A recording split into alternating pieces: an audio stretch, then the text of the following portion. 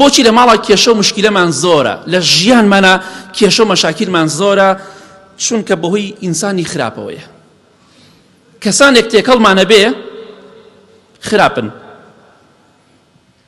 ئاژاوە گێڕن، بێنە هەر ماڵێکەوە ئاژاوەی دروستەکەن و ئەڕۆن.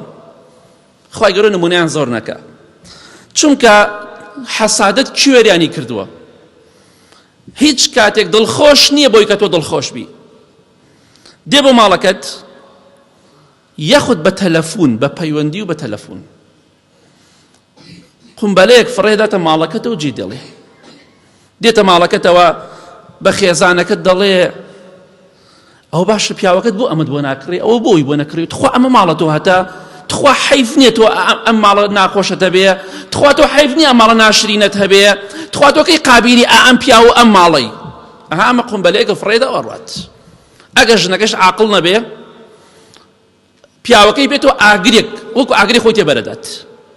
بە قسەی ئەوانە مەکەن، ئەوانە ڕاست ناکەن. ئەگەر ئەوەنە دڵسۆزی تۆیە، ئەوەنە کەسێکی چاکە خەمخۆری تۆیە، توانای هەیە باشتی باشە بۆ بکڕێ، خۆ کیلۆی تەماتە لەگەڵ خۆیان نێناوە، چی خێریکی بۆ تۆیە؟ پیاوەکەی خۆت بگرە، واز لەو ژنە ئاژاوەچیانە بێنە. یاخود بە هەمان شێوە جارێ پیاوە دێ لە ماڵەکانە ئاژاوە دروست دەکات، ژن و پیاوەدا بە شەڕە،